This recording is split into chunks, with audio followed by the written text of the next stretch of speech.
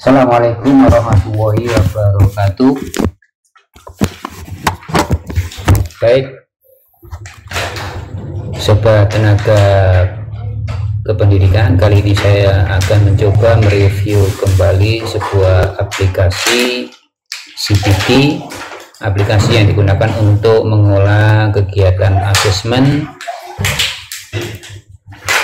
yang biasa dilakukan secara rutinitas dan dalam kegiatan asesmen ya. Baik, untuk menyingkat waktu langsung saja kita login ya sebagai admin.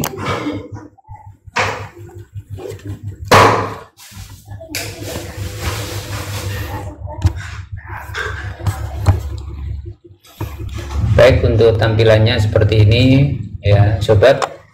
Kita langsung ya membahas fitur-fiturnya. Di antaranya ya untuk fiturnya ada pengaturan sekolah ya, ini bisa digunakan untuk berbagai jenis sekolah ya, bisa SD, MI, SMP, SMA, MA dan SMK ya. Kemudian kurikulumnya ini juga bisa menggunakan kurikulum K13 dan Merdeka. Terus sampai ya isian sebagaimana biasanya, identitas sekolah yang harus kita isi secara lengkap sampai dengan logo sekolah. Setelah itu kita simpan.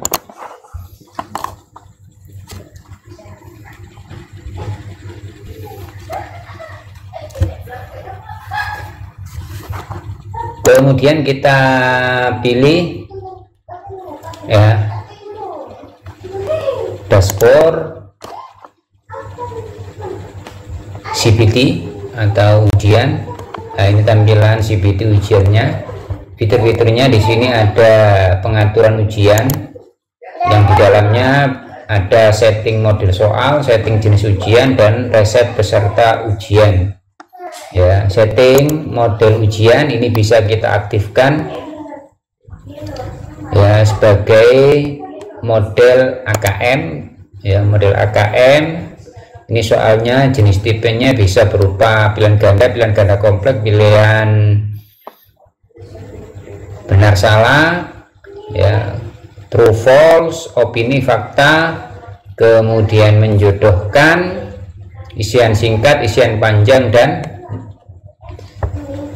mengurutkan ya. Ini untuk AKM jika kita pilih model soal AKM. Jadi jenisnya ada dua sobat. Yang kedua adalah CPT. CPT ini hanya model soalnya pilihan ganda dan isi ya. Kemudian ada settingan lagi, jika peserta ujian ini keluar dari aplikasi maka bisa kita setting akan dihapus jawabannya dan nilainya ya. Jika mengulang ujian maka juga kita bisa setting ya, hapus semua jawaban dan nilai, dan bisa dihapus nilainya saja. Dan jika pindah jawaban ini akan otomatis. Kemudian ini yang paling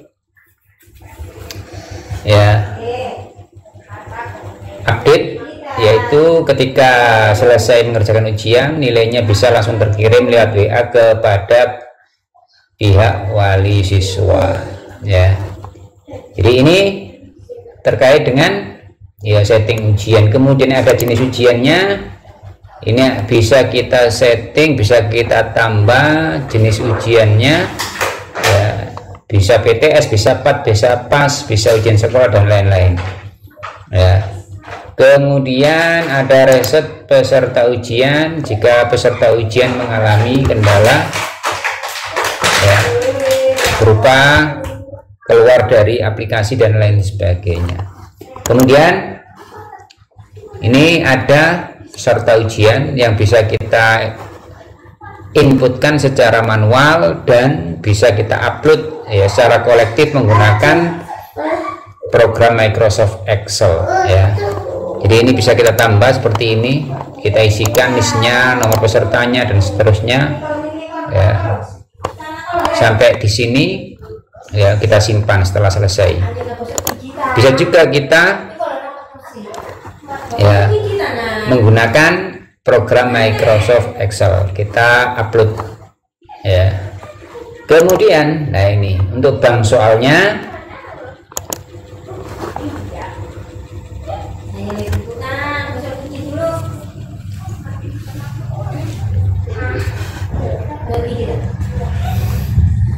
ini bisa kita masukkan berbagai jenis ya soal, bisa berupa soal AKM maupun soal yang hanya terdiri dari pilihan ganda dan isi saja ya. Cara untuk mengolah bank soal ini ya, ini bisa kita impor ya, ada templatenya ya. Pertama yang harus kita lakukan adalah kita download dulu templatenya ya, seperti ini ya.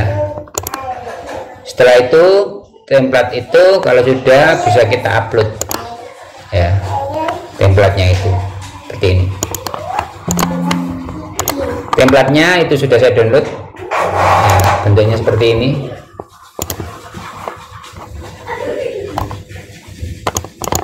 Bapak Ibu,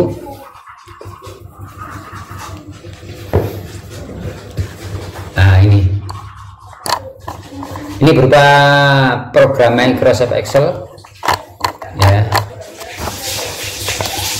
Jadi ada soal pilihan ganda kompleks ya, benar salah, fakta, opini, dan menjodohkan maupun mengurutkan. Jadi seperti ini ya, ini soalnya yang bisa kita isikan ya, di sini. Kemudian ini ada gambar, kita import gambar, ini kita copy paste, kita letakkan di sini. Kemudian kita kasih nama gambar soal nomor 1 ya. Kemudian ini kita tulis nomornya, jangan dikosongi. Kemudian ini ABC, ini opsinya ya, ini opsi untuk pilihan jawaban soal, benar salah, true false, menjodohkan, dan 3 opsi dan seterusnya ya. Ini file Excelnya. Setelah itu kita impor tadi seperti biasa ya, maka akan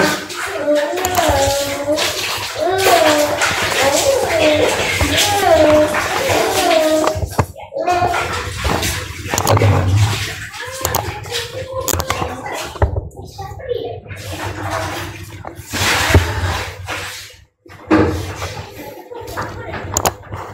Maka soalnya akan setelah kita impor, maka tampilannya seperti ini ya. Ini bisa kita cetak ya, berupa kertas ya. Ini tampilan seperti ini.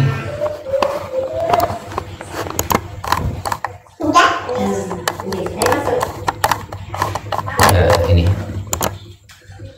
jika kita ingin mengeditnya, tinggal kita edit saja di sini.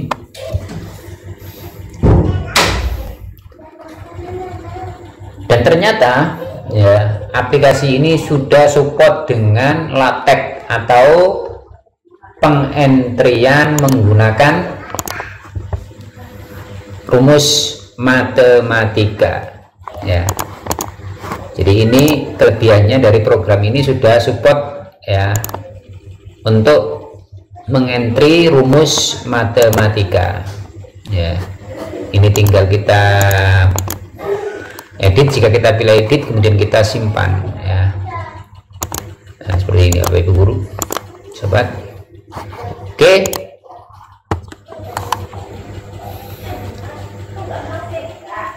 setelah kita sudah membuat bank soal, baru kita bisa langsung ya membuat jadwalnya ya. Kita bisa membuat jadwalnya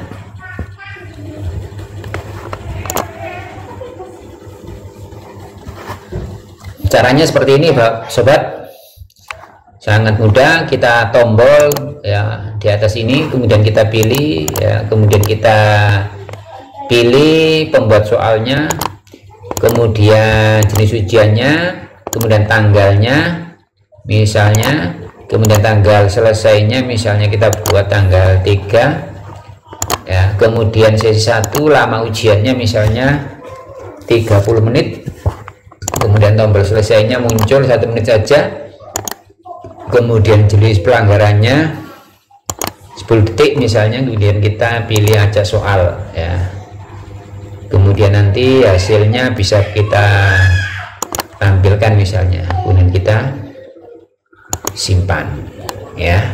Ini untuk menyeting jadwal ujian. Nah, ini tampilannya ya.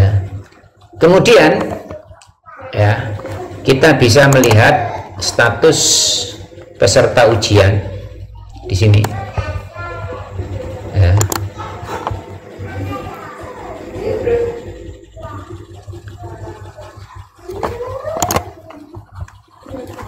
Ini menandakan bahwa kalau nilainya 0 ini berarti belum ada peserta yang melakukan ujian ya. Kemudian yang belum melakukan ujian ini ada 27 orang.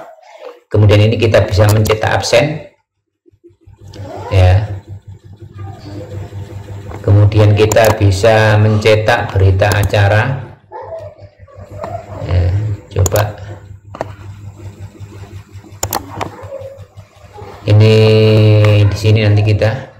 Kemudian di sini ada tombol selesai jika ada kendala, ini bisa kita tombol selesai semuanya ya.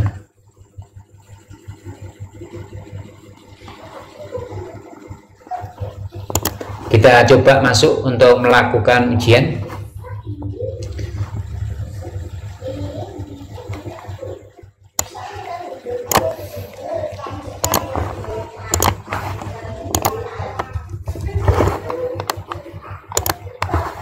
Kita keluar, kita coba ya untuk melakukan uji coba ujian.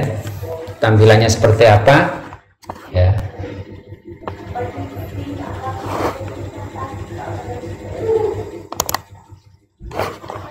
Ini kita hilangkan dulu. Nah, ini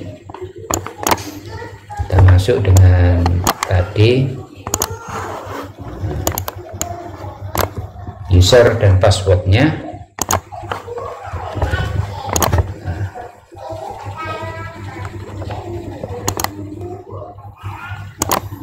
Siswa tidak terdaftar.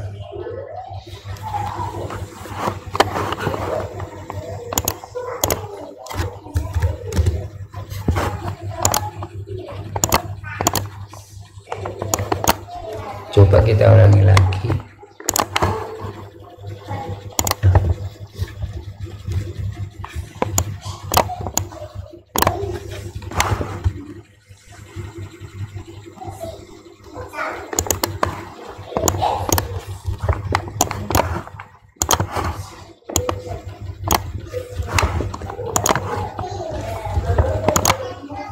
Oke, kita bisa masuk.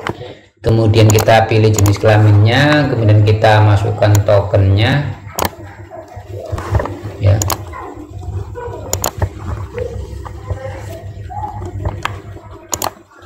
Tokennya salah ya. Ini.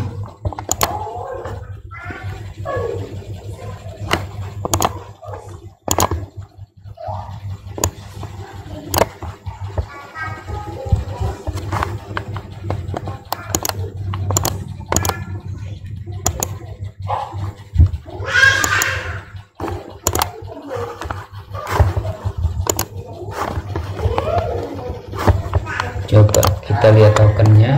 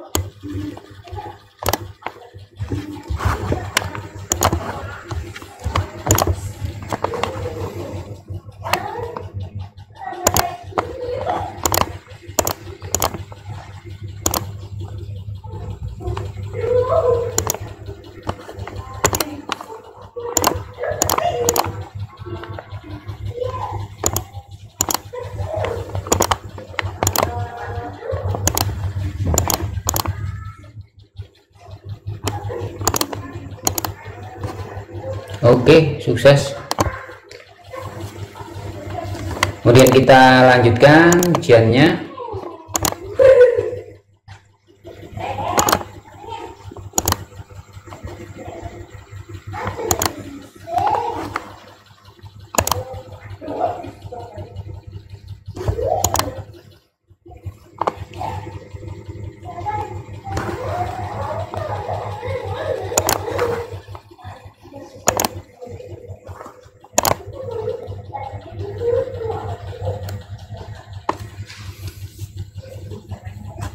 Kita coba yang lain.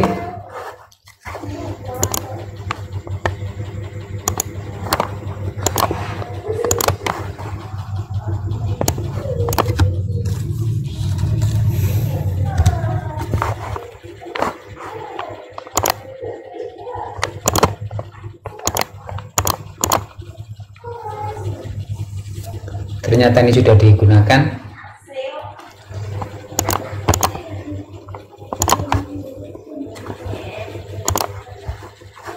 Ini aja.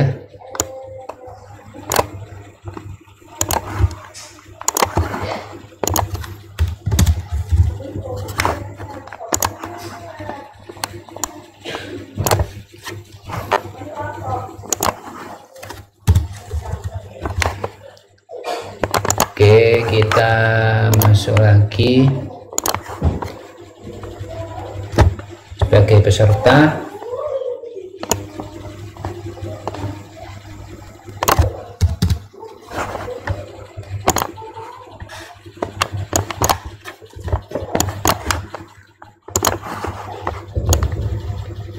Memang kita ya sedang ya uji coba.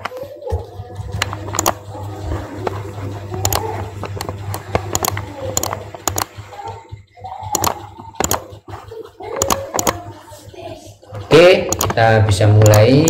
Nah, ini Bapak Ibu Guru. Nah, ini langsung tampilannya langsung full screen ya.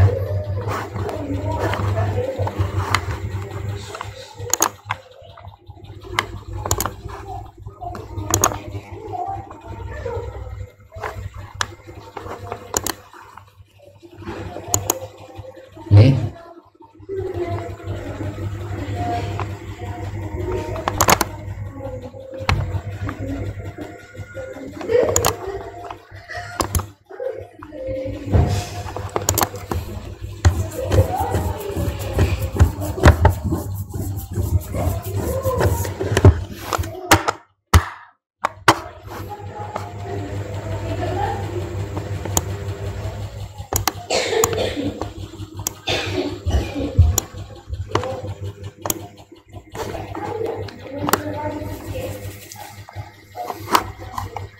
Coba kita jawab misalnya biar ini kita coba asal aja ini. Jadi ini tampilannya Bapak Ibu ya. Tampilannya bisa kita perlebar ini. Nah, ini benar salah.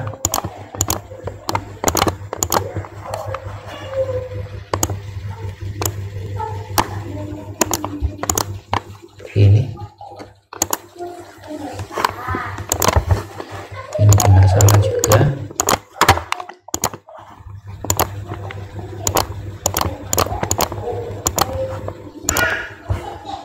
Fakta opini.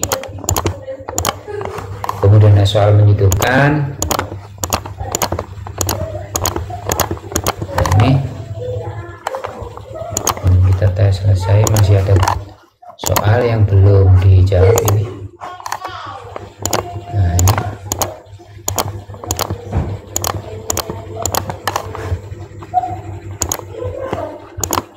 Nah, ini Bapak Ibu udah selesai. Kita bisa lihat nilainya. Nah, lihat nilainya, ternyata nilainya cuma 10 ya. Nah, ini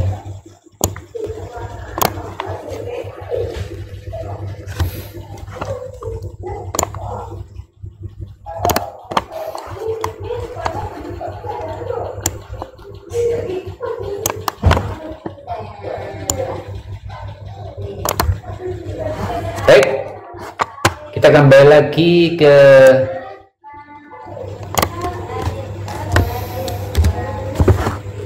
admin.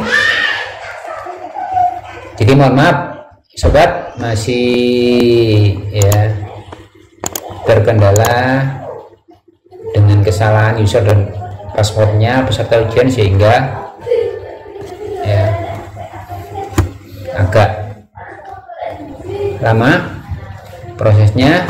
Kemudian langsung kita bisa melihat nilainya. Nah, ini nilainya bisa kita lihat. Nah, kelasnya misalnya kita pilih, nah ini kita bisa kita lihat. Nah, ini nilainya 10.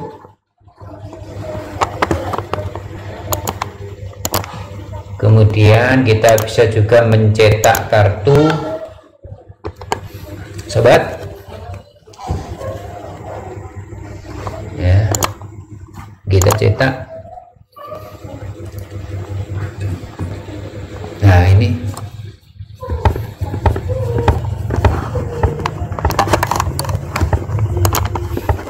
kita juga bisa mencetak berita acara.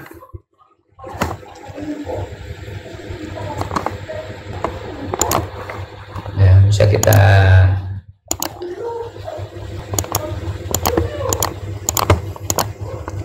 ini misalnya ya, sini kita bisa mencetak berita acara. Ini kita juga bisa mencetak daftar hadir,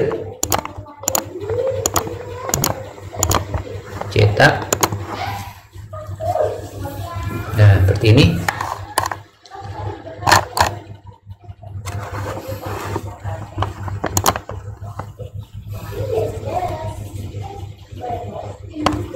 Kemudian yang terakhir kita bisa ya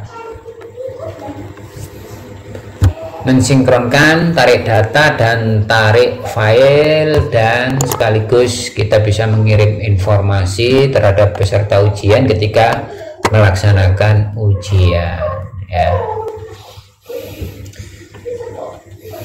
Baik sobat, itu yang bisa saya review tutorial aplikasi CBT ya, yang bisa dijadikan referensi sobat ya, tenaga kependidikan, yang nantinya bisa dimanfaatkan untuk kegiatan asesmen di lingkungan lembaga sobat ya. Mungkin itu yang bisa saya sampaikan, mudah-mudahan bermanfaat. Jangan lupa like, komen, dan subscribe.